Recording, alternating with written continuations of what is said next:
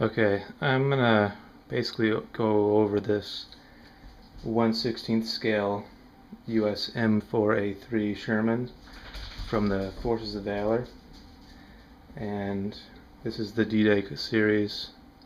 I think it's called Extreme Metal. Those noises in the background of my dogs, hopefully they won't be too much of a pain. Basically, I'm going to go over everything on the tank and then talk a little bit about the history and some facts of the stuff I'm going over. There's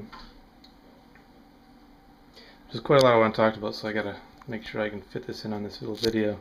It might be a few parts, but I've got some notes. So I'll first go over what you get, the accessories that come with the tank, and that includes this barbed wire here, which you have to make yourself by unspooling some wire and then bending these little pins around it and then super gluing them so they stay in place.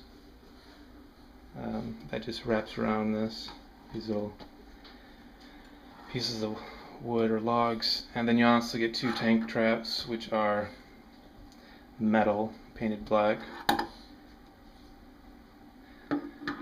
And then all this stuff on the tank, which is mostly removable.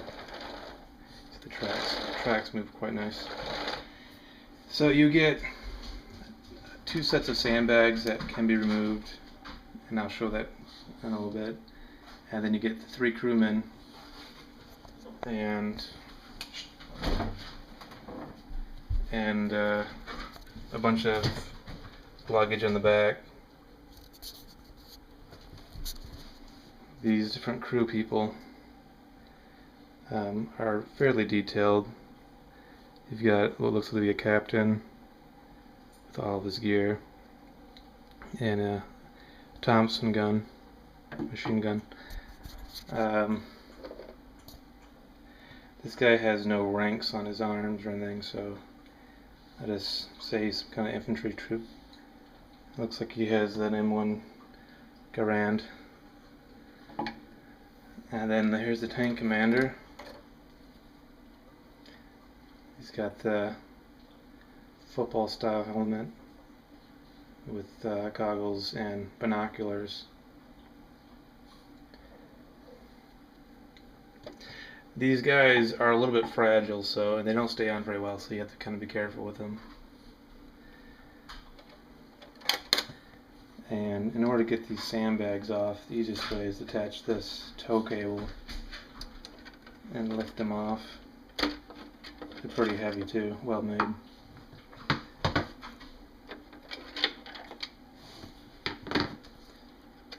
And then this clips back on.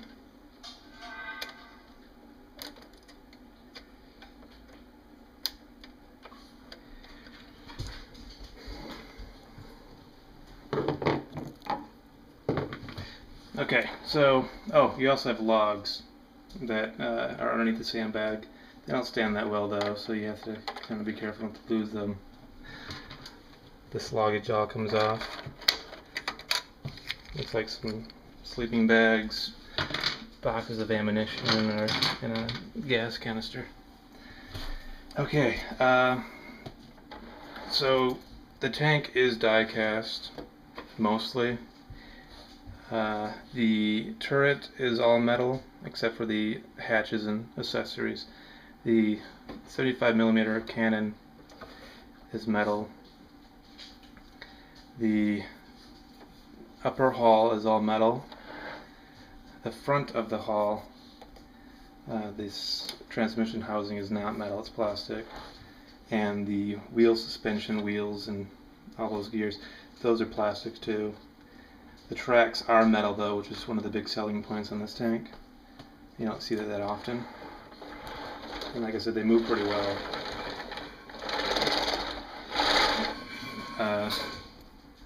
This isn't really a toy though, because it's quite expensive, and you might look that up later.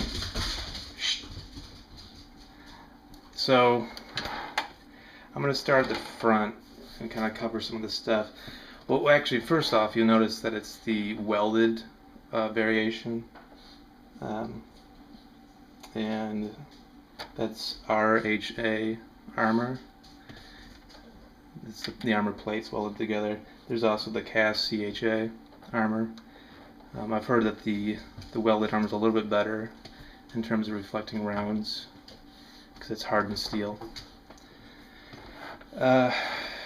So yeah, the front is the cast variation, so it's one solid piece, and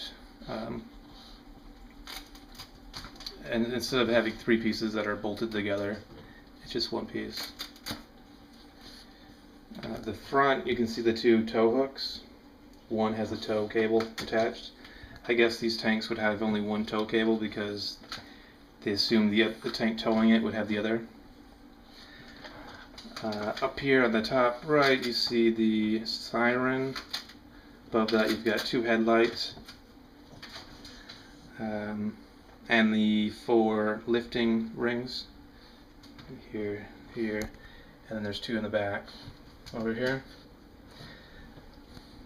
Up more, you have the antenna mount, which I guess was only really used for commanding tanks.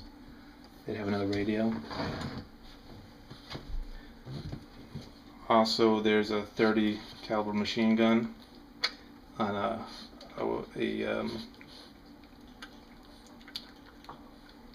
I guess a ball mount.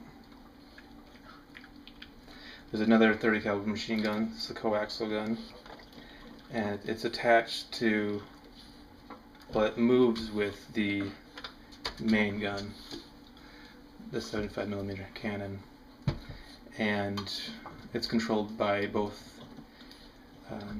It's controlled by the gunner, and the gunner controls both guns with 2 pedals inside. This tank, the Sherman, also came with a 105mm howitzer and the later 76mm. What was it? That's the American one, M1 something. There was also a 17-pounder British variation that they attached. That tank was called the Firefly with that gun. Going back down, you've got these 2 hatches for the driver and assistant driver. They are plastic, and you can see the periscope in there attached. These are raised up. They were added a little bit later, but that was an actual weak spot. So a lot of times you'd see the tank crews add angled armor plating here, so the rounds are more likely to bounce off. Same angle as the front plate. Up more, you see the 3 ventilators. These had fans attached to them to help remove fumes from the guns firing. And then you have the rotor shield, which is plastic. These could be removed for different guns. You've got 3 more lifting rings on the turret for moving the turret. Unfortunately, this turret cannot be removed, unlike the Tiger tank that they also sell. It would have been nice too if you could. There's 2 other hatches on top, one for the loader, which was added later on during the war, and then one for the tank commander, which is a split hatch, and the tank commander has a periscope. There's another periscope up here for the gunner, and the loader has one too, but the gunner's was kind of a special periscope because it had a firing sight attached to it. This was before they added this holder here for the gunner scope.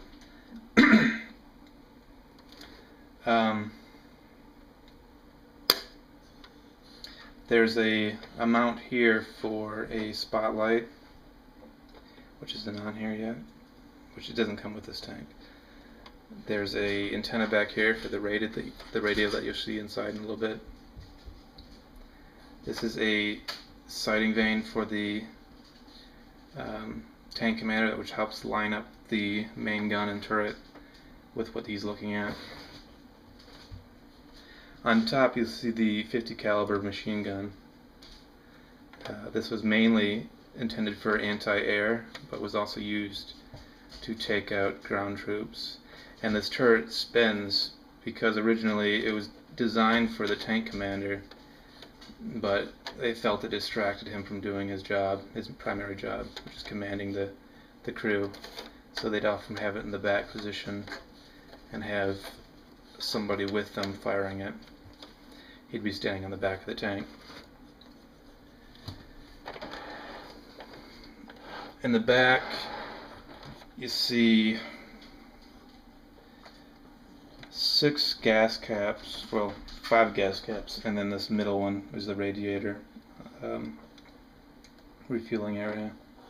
This gas cap here is for the auxiliary generator, and then these 4 are for the 4 gas tanks. This tow cable is actually metal. It's like an actual cable and it attaches to it. It can be removed.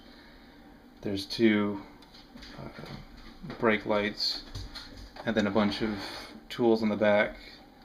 These are all removable too, except for I think this one here, which I believe is a crowbar.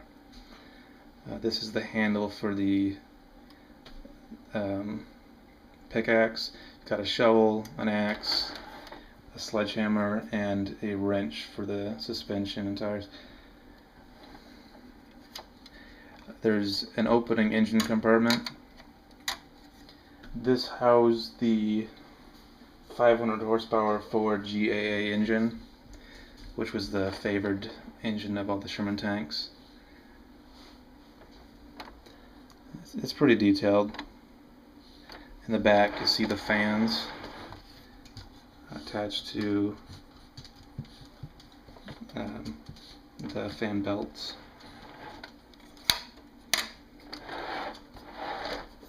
And then there's an engine grill in the back, as well as 2 more tow rings and some kind of trailer hitch connector.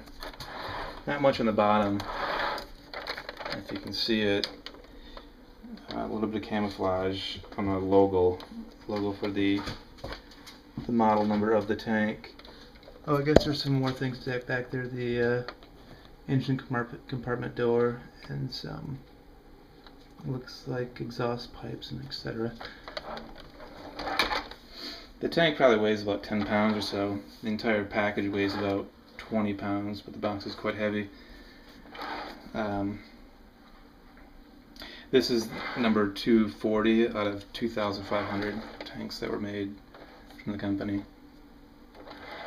You'll see on the side there's 1-inch armor plating that covers the ammo compartments for the 75mm gun. There's one right here, and then 2 on this side. The paint job is really good on this tank too. There's what appears to be mud and rust all around it in the front. Even the stars are covered with mud, and that was common so that it wouldn't point directly to their ammo tanks, which was a big issue at that time. The crew would rub mud on there. The suspension is the VVHS, I think that's right. No, the HVSS suspension. Wait, no, that's the HVSS is the later suspension. This is the VVSS suspension. And the cool thing about this is the suspension has each wheel independent with a spring in there. There's also the skid plates and wheel on the top. So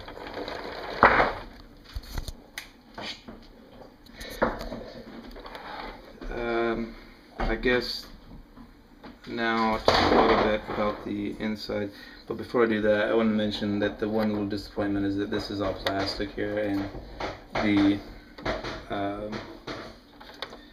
these rubber wheels, they should be rubber in real life, don't look the best. They're a little bit glossy. Oh yeah, also on the turret is the pistol port here, which was often used for loading ammunition and throwing out spent shells.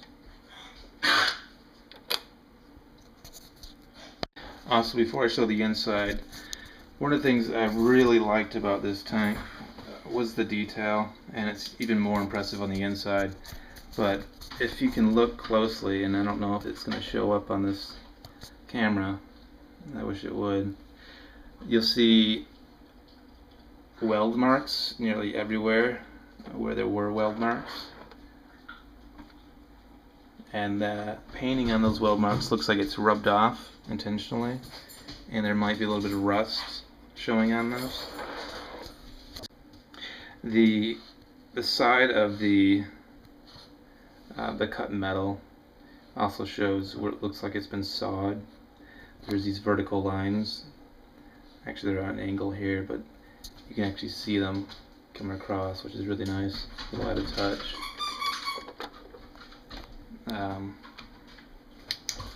Now I'm going to try to show the inside the best I can. This is going to be really difficult because of the way everything is situated. It's behind, things are behind components, and I'm not sure how I'm going to do this just yet. I'm going to try figuring this out.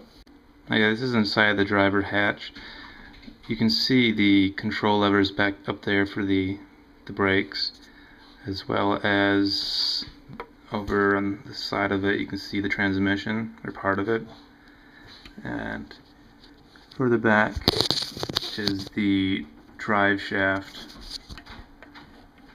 You can see the driver's seat, and that's the bottom of the turret basket back there. On the right side, that big metal box is the 75mm ammo rounds. That's behind the armored plate, the 1-inch armored plate on the side of the tank. On the assistant driver's hatch, you can see the 30 caliber machine gun, which is movable. I'll show you when it's in the outside. You can see it moving in the inside.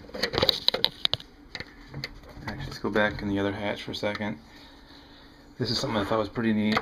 If you look behind the assistant driver's seat, that little thing back with the cross on, that's the escape hatch in the bottom of the tank, and that was used to allow the crew to escape in case you're under fire. But they also used it to run the tank over top of wounded crew or wounded soldiers, and then they'd pull them into the tank from down there to kind of evacuate them. On the top, oh, I don't know if I mentioned, but there's 2 other ammo boxes on the other side of the tank that are also viewable.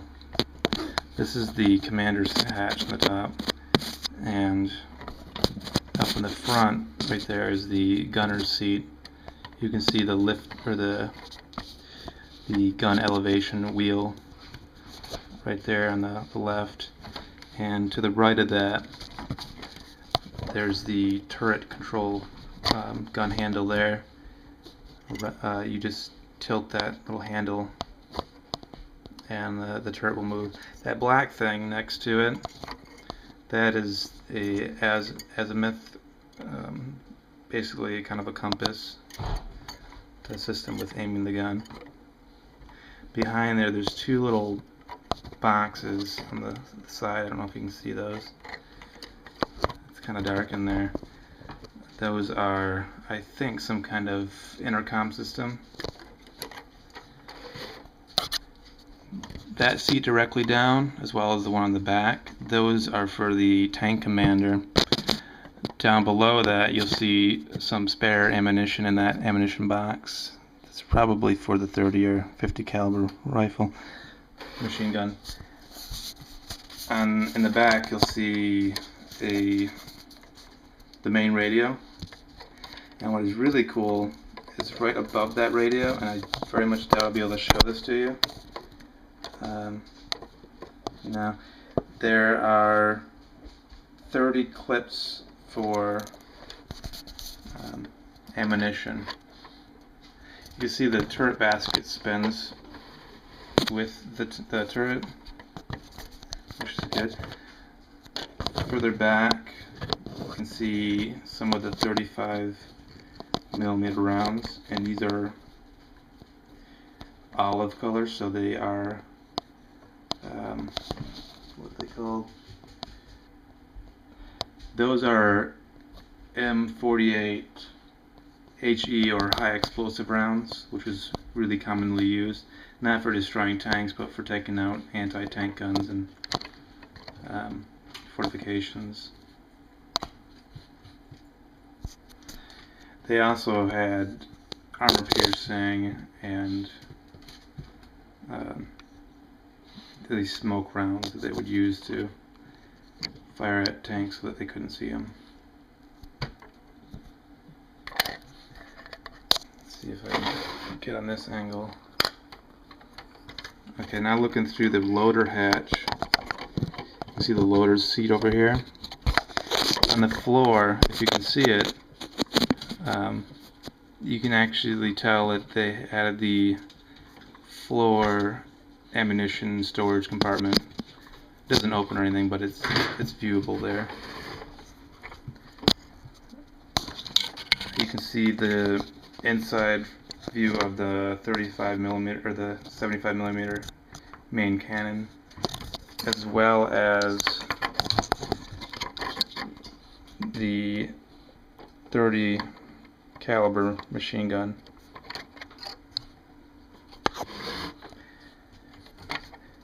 There's also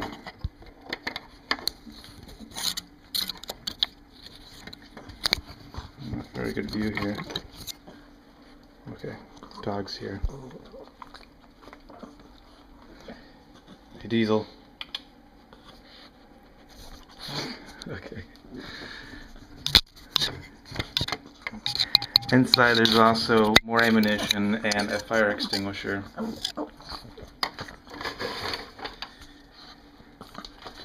Extremely difficult to see, but directly below or behind this turret basket, below the gas cap for the auxiliary generator, is the auxiliary generator, which you can see in the back.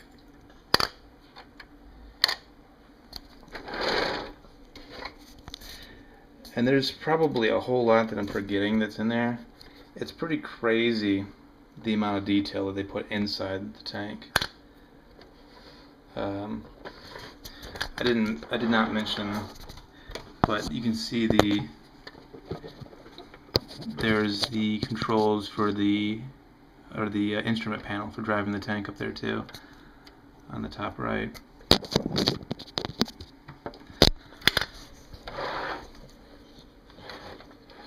But that pretty much covers this tank.